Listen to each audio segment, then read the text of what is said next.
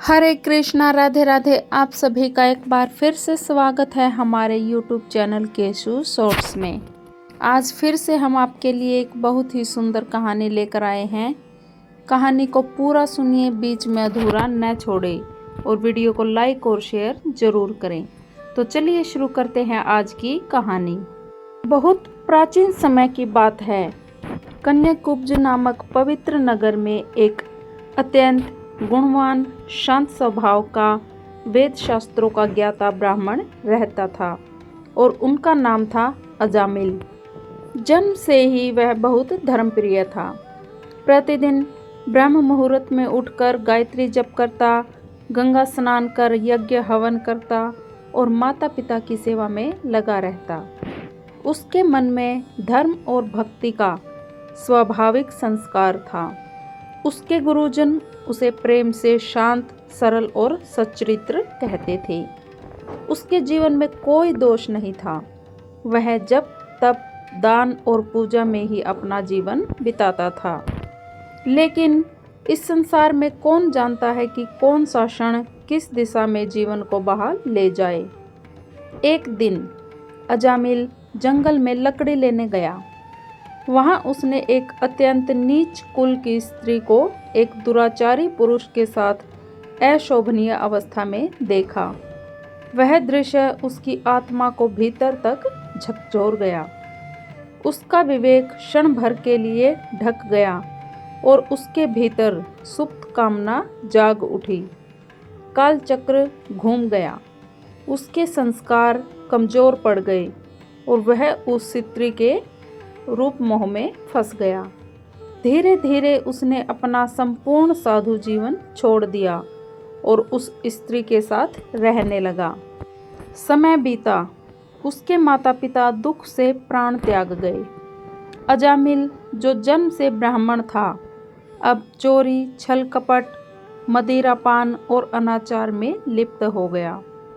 उसे 10 संतानों का पिता बनने का अवसर मिला, परंतु सबसे छोटा पुत्र उसे अत्यंत प्रिय था। अजामिल ने उसका नाम रखा नारायण। यह नाम उसने अपने बचपन के इष्ट देव से प्रेरित होकर चुन लिया था। भले ही अब उसका जीवन भक्ति से दूर हो चुका था, किंतु उस बालक के नाम में ही वही दिव्यता थी जिसे अजामिल कभी भूल गया था।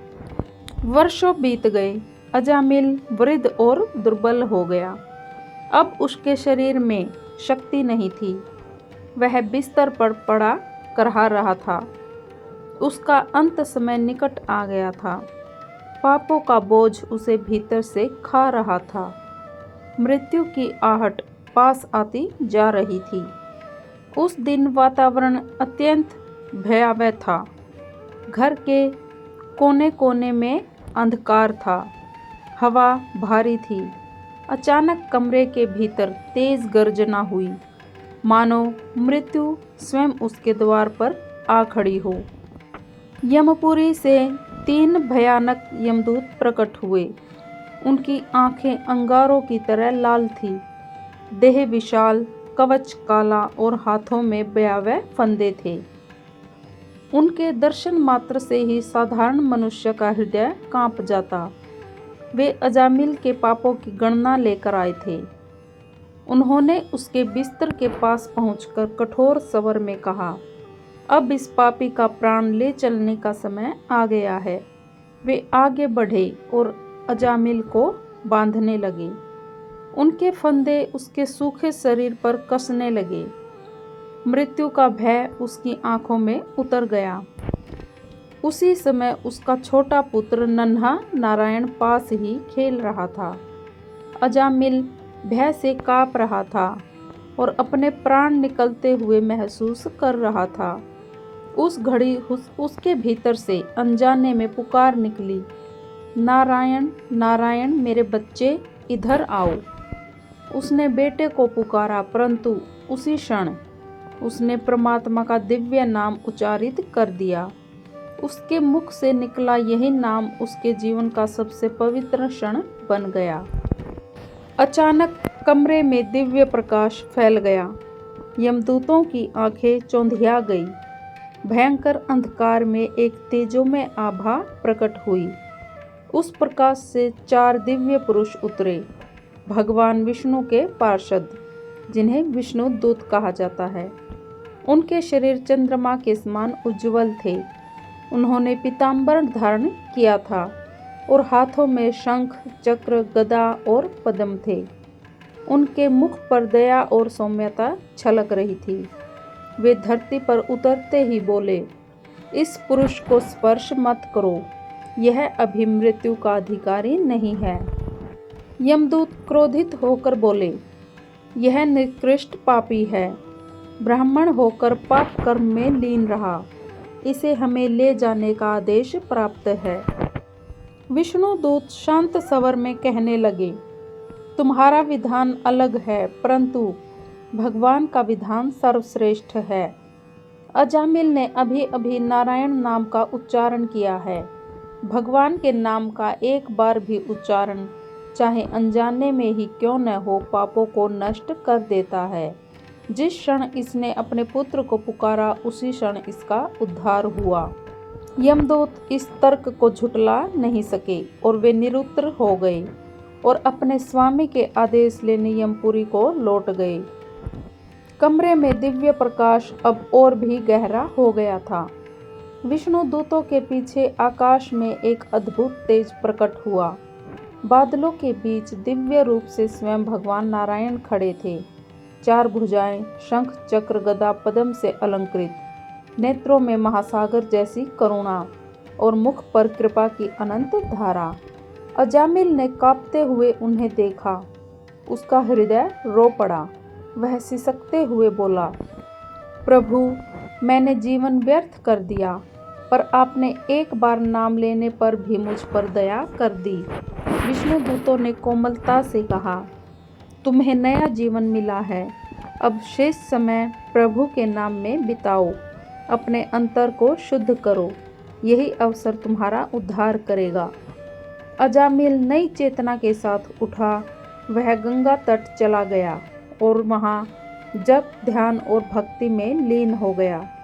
उसने अपने जीवन के शेष वर्ष भगवान की भक्ति में समर्पित कर दिए। उसकी आत्मा से पाप का अंधकार हटने लगा। वह धीरे धीरे पूर्णतः पवित्र हो गया। कुछ वर्षों बाद जब उसका वास्तविक मृत्यु समय आया, इस बार वह भयमुक्त था। विष्णुदूत पुनः आए और उसे अपने दिव्य विमान में बैठाकर वैकुंठ धाम ले गए। अजामिल की कथा बताती है कि भगवान का नाम कितना पवित्र और शक्तिशाली है। मनुष्य जीवन भर पाप में डूबा रहे, पर यदि अंतिम क्षण में भी प्रभु का स्मरण हो जाए तो प्रभु अपनी करुणा से उसे उठा लेते हैं। वह केवल पाप नहीं देखते, वे नाम स्मरण का उजाला देखते हैं। प्रभु का नाम ही मनुष्य के जीवन का सबसे बड़ा मित्र, रक्षक और उद्धारक है। बहुत प्राचीन समय की बात है। कन्याकुब्ज नामक पवित्र नगर में एक अत्यंत गुणवान, शांत स्वभाव का, वेद शास्त्रों का ज्ञाता ब्राह्मण रहता था और उनका नाम था अजामिल। जन्म से ही वह बहुत धर्मप्रिय था। प्रतिदिन ब्रह्म मुहूर्त में उठकर गायत्री जप करता, गंगा स्नान कर यज्ञ हवन करता और माता पिता की सेवा में लगा रहता। उसके मन में धर्म और भक्ति का स्वाभाविक संस्कार था। उसके गुरुजन उसे प्रेम से शांत, सरल और सच्चरित्र कहते थे। उसके जीवन में कोई दोष नहीं था। वह जप, तप, दान और पूजा में ही अपना जीवन बिताता था। लेकिन इस संसार में कौन जानता है कि कौन सा क्षण किस दिशा में जीवन को बहा ले जाए। एक दिन अजामिल जंगल में लकड़ी लेने गया। वहां उसने एक अत्यंत नीच कुल की स्त्री को एक दुराचारी पुरुष के साथ अशोभनीय अवस्था में देखा। वह दृश्य उसकी आत्मा को भीतर तक झकझोर गया। उसका विवेक क्षण भर के लिए ढक गया और उसके भीतर सुप्त कामना जाग उठी। कालचक्र घूम गया।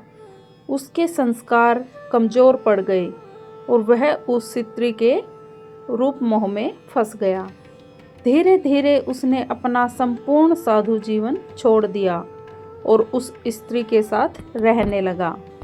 समय बीता, उसके माता पिता दुख से प्राण त्याग गए। अजामिल, जो जन्म से ब्राह्मण था, अब चोरी, छल कपट, मदिरापान और अनाचार में लिप्त हो गया। उसे 10 संतानों का पिता बनने का अवसर मिला, परंतु सबसे छोटा पुत्र उसे अत्यंत प्रिय था। अजामिल ने उसका नाम रखा नारायण। यह नाम उसने अपने बचपन के इष्ट देव से प्रेरित होकर चुन लिया था। भले ही अब उसका जीवन भक्ति से दूर हो चुका था, किंतु उस बालक के नाम में ही वही दिव्यता थी जिसे अजामिल कभी भूल गया था। वर्षों बीत गए। अजामिल वृद्ध और दुर्बल हो गया। अब उसके शरीर में शक्ति नहीं थी। वह बिस्तर पर पड़ा करहा रहा था। उसका अंत समय निकट आ गया था। पापों का बोझ उसे भीतर से खा रहा था। मृत्यु की आहट पास आती जा रही थी। उस दिन वातावरण अत्यंत भयावह था। घर के कोने कोने में अंधकार था। हवा भारी थी। अचानक कमरे के भीतर तेज गर्जना हुई, मानो मृत्यु स्वयं उसके द्वार पर आ खड़ी हो। यमपुरी से 3 भयानक यमदूत प्रकट हुए। उनकी आंखें अंगारों की तरह लाल थी, देह विशाल, कवच काला और हाथों में भयावह फंदे थे। उनके दर्शन मात्र से ही साधारण मनुष्य का हृदय कांप जाता। वे अजामिल के पापों की गणना लेकर आए थे। उन्होंने उसके बिस्तर के पास पहुंचकर कठोर स्वर में कहा, अब इस पापी का प्राण ले चलने का समय आ गया है। वे आगे बढ़े और अजामिल को बांधने लगे। उनके फंदे उसके सूखे शरीर पर कसने लगे। मृत्यु का भय उसकी आंखों में उतर गया। उसी समय उसका छोटा पुत्र नन्हा नारायण पास ही खेल रहा था। अजामिल भय से काँप रहा था और अपने प्राण निकलते हुए महसूस कर रहा था। उस घड़ी उसके भीतर से अनजाने में पुकार निकली, नारायण नारायण मेरे बच्चे, इधर आओ। उसने बेटे को पुकारा, परंतु उसी क्षण उसने परमात्मा का दिव्य नाम उच्चारित कर दिया। उसके मुख से निकला यही नाम उसके जीवन का सबसे पवित्र क्षण बन गया। अचानक कमरे में दिव्य प्रकाश फैल गया। यमदूतों की आंखें चौंधिया गई। भयंकर अंधकार में एक तेजोमय आभा प्रकट हुई। उस प्रकाश से 4 दिव्य पुरुष उतरे, भगवान विष्णु के पार्षद, जिन्हें विष्णु दूत कहा जाता है। उनके शरीर चंद्रमा के समान उज्ज्वल थे। उन्होंने पीतांबर धारण किया था और हाथों में शंख, चक्र, गदा और पद्म थे। उनके मुख पर दया और सौम्यता छलक रही थी। वे धरती पर उतरते ही बोले, इस पुरुष को स्पर्श मत करो, यह अभी मृत्यु का अधिकारी नहीं है। यमदूत क्रोधित होकर बोले, यह निकृष्ट पापी है, ब्राह्मण होकर पाप कर्म में लीन रहा, इसे हमें ले जाने का आदेश प्राप्त है। विष्णु दूत शांत स्वर में कहने लगे, तुम्हारा विधान अलग है, परंतु भगवान का विधान सर्वश्रेष्ठ है। अजामिल ने अभी अभी नारायण नाम का उच्चारण किया है। भगवान के नाम का एक बार भी उच्चारण, चाहे अनजाने में ही क्यों न हो, पापों को नष्ट कर देता है। जिस क्षण इसने अपने पुत्र को पुकारा, उसी क्षण इसका उद्धार हुआ। यमदूत इस तर्क को झुटला नहीं सके और वे निरुत्तर हो गए और अपने स्वामी के आदेश लेने यमपुरी को लौट गए। कमरे में दिव्य प्रकाश अब और भी गहरा हो गया था। विष्णु दूतों के पीछे आकाश में एक अद्भुत तेज प्रकट हुआ। बादलों के बीच दिव्य रूप से स्वयं भगवान नारायण खड़े थे। 4 भुजाएं, शंख, चक्र, गदा, पद्म से अलंकृत, नेत्रों में महासागर जैसी करुणा और मुख पर कृपा की अनंत धारा। अजामिल ने कांपते हुए उन्हें देखा। उसका हृदय रो पड़ा। वह सिसकते हुए बोला, प्रभु, मैंने जीवन व्यर्थ कर दिया, पर आपने एक बार नाम लेने पर भी मुझ पर दया कर दी। विष्णुदूतों ने कोमलता से कहा, तुम्हें नया जीवन मिला है। अब शेष समय प्रभु के नाम में बिताओ, अपने अंतर को शुद्ध करो, यही अवसर तुम्हारा उद्धार करेगा। अजामिल नई चेतना के साथ उठा। वह गंगा तट चला गया और वहाँ जप, ध्यान और भक्ति में लीन हो गया। उसने अपने जीवन के शेष वर्ष भगवान की भक्ति में समर्पित कर दिए। उसकी आत्मा से पाप का अंधकार हटने लगा। वह धीरे धीरे पूर्णतः पवित्र हो गया। कुछ वर्षों बाद जब उसका वास्तविक मृत्यु समय आया, इस बार वह भयमुक्त था। विष्णुदूत पुनः आए और उसे अपने दिव्य विमान में बैठाकर वैकुंठ धाम ले गए। अजामिल की कथा बताती है कि भगवान का नाम कितना पवित्र और शक्तिशाली है। मनुष्य जीवन भर पाप में डूबा रहे, पर यदि अंतिम क्षण में भी प्रभु का स्मरण हो जाए तो प्रभु अपनी करुणा से उसे उठा लेते हैं। वह केवल पाप नहीं देखते, वे नाम स्मरण का उजाला देखते हैं। प्रभु का नाम ही मनुष्य के जीवन का सबसे बड़ा मित्र, रक्षक और उद्धारक है। बहुत प्राचीन समय की बात है।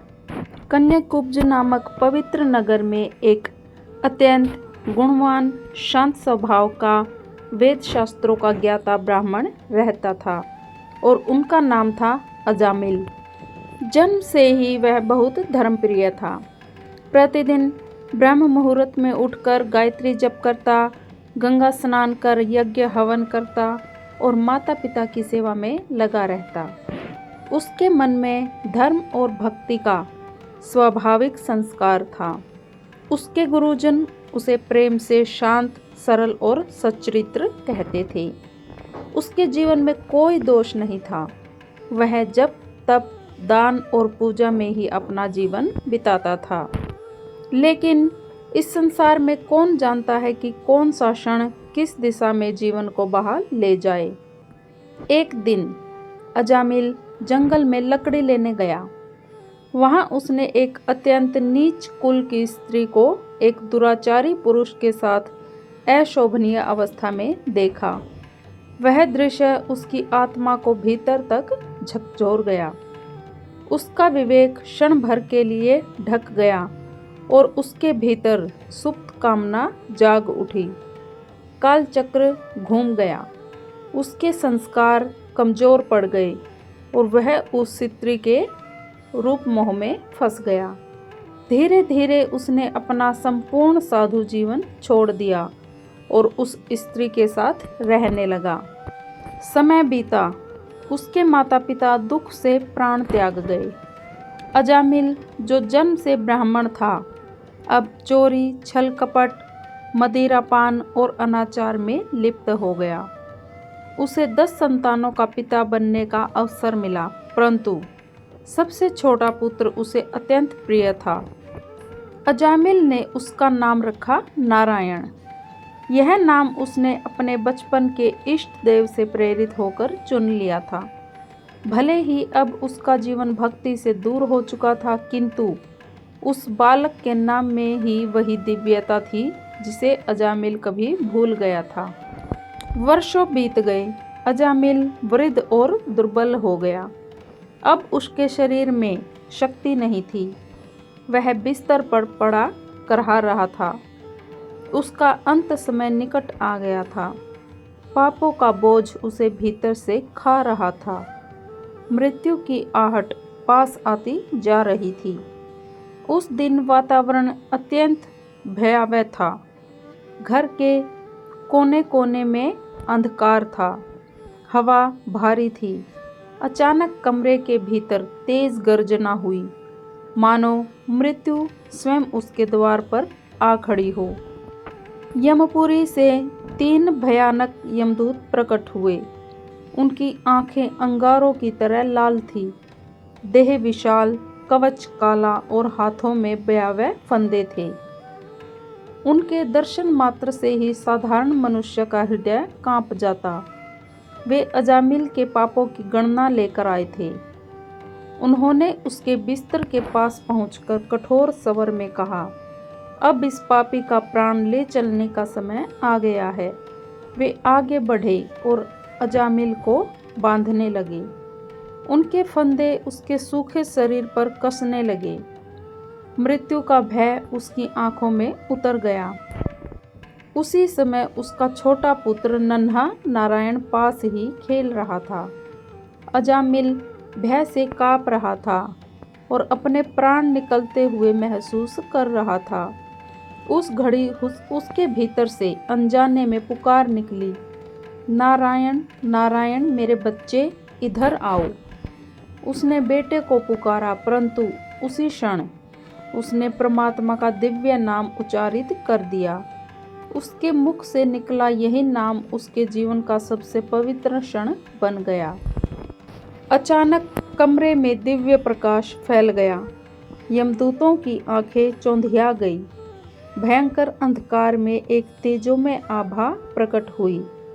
उस प्रकाश से 4 दिव्य पुरुष उतरे, भगवान विष्णु के पार्षद, जिन्हें विष्णु दूत कहा जाता है। उनके शरीर चंद्रमा के समान उज्ज्वल थे। उन्होंने पीतांबर धारण किया था और हाथों में शंख, चक्र, गदा और पद्म थे। उनके मुख पर दया और सौम्यता छलक रही थी। वे धरती पर उतरते ही बोले, इस पुरुष को स्पर्श मत करो, यह अभी मृत्यु का अधिकारी नहीं है। यमदूत क्रोधित होकर बोले, यह निकृष्ट पापी है, ब्राह्मण होकर पाप कर्म में लीन रहा, इसे हमें ले जाने का आदेश प्राप्त है। विष्णु दूत शांत स्वर में कहने लगे, तुम्हारा विधान अलग है, परंतु भगवान का विधान सर्वश्रेष्ठ है।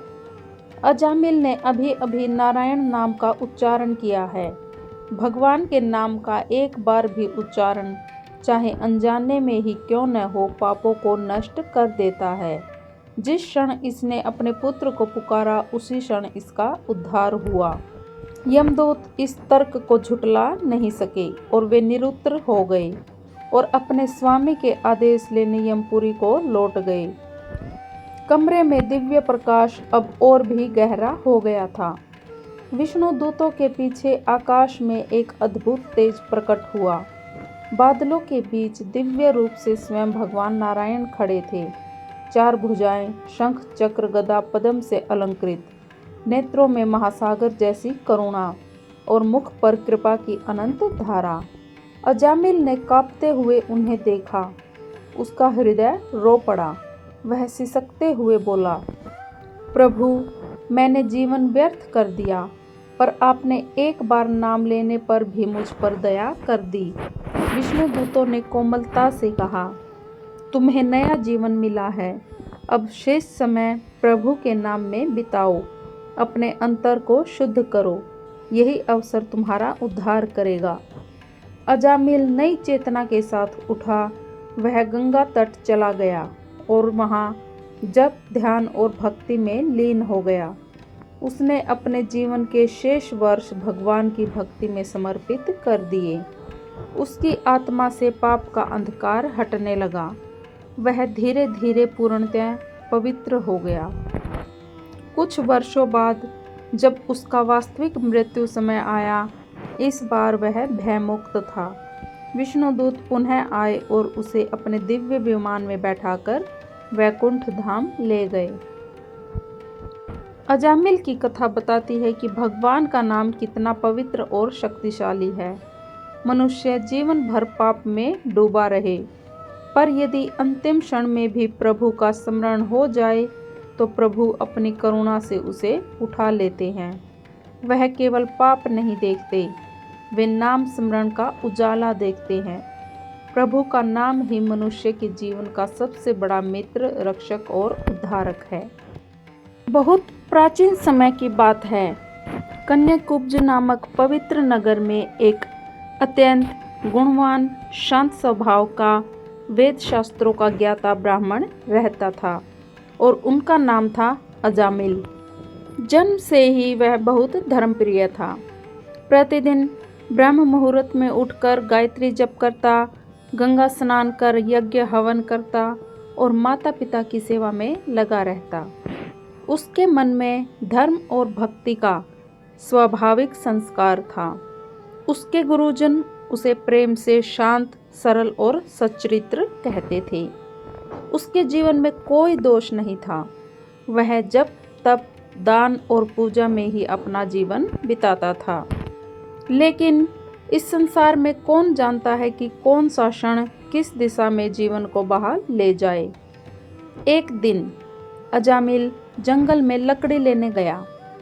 वहां उसने एक अत्यंत नीच कुल की स्त्री को एक दुराचारी पुरुष के साथ अशोभनीय अवस्था में देखा। वह दृश्य उसकी आत्मा को भीतर तक झकझोर गया। उसका विवेक क्षण भर के लिए ढक गया और उसके भीतर सुप्त कामना जाग उठी। कालचक्र घूम गया। उसके संस्कार कमजोर पड़ गए और वह उस स्त्री के रूप मोह में फंस गया। धीरे धीरे उसने अपना संपूर्ण साधु जीवन छोड़ दिया और उस स्त्री के साथ रहने लगा। समय बीता। उसके माता पिता दुख से प्राण त्याग गए। अजामिल, जो जन्म से ब्राह्मण था, अब चोरी, छल कपट, मदिरापान और अनाचार में लिप्त हो गया। उसे 10 संतानों का पिता बनने का अवसर मिला, परंतु सबसे छोटा पुत्र उसे अत्यंत प्रिय था। अजामिल ने उसका नाम रखा नारायण। यह नाम उसने अपने बचपन के इष्ट देव से प्रेरित होकर चुन लिया था। भले ही अब उसका जीवन भक्ति से दूर हो चुका था, किंतु उस बालक के नाम में ही वही दिव्यता थी जिसे अजामिल कभी भूल गया था। वर्षों बीत गए। अजामिल वृद्ध और दुर्बल हो गया। अब उसके शरीर में शक्ति नहीं थी। वह बिस्तर पर पड़ा करहा रहा था। उसका अंत समय निकट आ गया था। पापों का बोझ उसे भीतर से खा रहा था। मृत्यु की आहट पास आती जा रही थी। उस दिन वातावरण अत्यंत भयावह था। घर के कोने कोने में अंधकार था। हवा भारी थी। अचानक कमरे के भीतर तेज गर्जना हुई, मानो मृत्यु स्वयं उसके द्वार पर आ खड़ी हो। यमपुरी से 3 भयानक यमदूत प्रकट हुए। उनकी आंखें अंगारों की तरह लाल थी, देह विशाल, कवच काला और हाथों में भयावह फंदे थे। उनके दर्शन मात्र से ही साधारण मनुष्य का हृदय कांप जाता। वे अजामिल के पापों की गणना लेकर आए थे। उन्होंने उसके बिस्तर के पास पहुंचकर कठोर स्वर में कहा, अब इस पापी का प्राण ले चलने का समय आ गया है। वे आगे बढ़े और अजामिल को बांधने लगे। उनके फंदे उसके सूखे शरीर पर कसने लगे। मृत्यु का भय उसकी आंखों में उतर गया। उसी समय उसका छोटा पुत्र नन्हा नारायण पास ही खेल रहा था। अजामिल भय से काँप रहा था और अपने प्राण निकलते हुए महसूस कर रहा था। उस घड़ी उसके भीतर से अनजाने में पुकार निकली, नारायण नारायण मेरे बच्चे, इधर आओ। उसने बेटे को पुकारा, परंतु उसी क्षण उसने परमात्मा का दिव्य नाम उच्चारित कर दिया। उसके मुख से निकला यही नाम उसके जीवन का सबसे पवित्र क्षण बन गया। अचानक कमरे में दिव्य प्रकाश फैल गया। यमदूतों की आंखें चौंधिया गई। भयंकर अंधकार में एक तेजोमय आभा प्रकट हुई। उस प्रकाश से 4 दिव्य पुरुष उतरे, भगवान विष्णु के पार्षद, जिन्हें विष्णु दूत कहा जाता है। उनके शरीर चंद्रमा के समान उज्जवल थे। उन्होंने पीतांबर धारण किया था और हाथों में शंख, चक्र, गदा और पद्म थे। उनके मुख पर दया और सौम्यता छलक रही थी।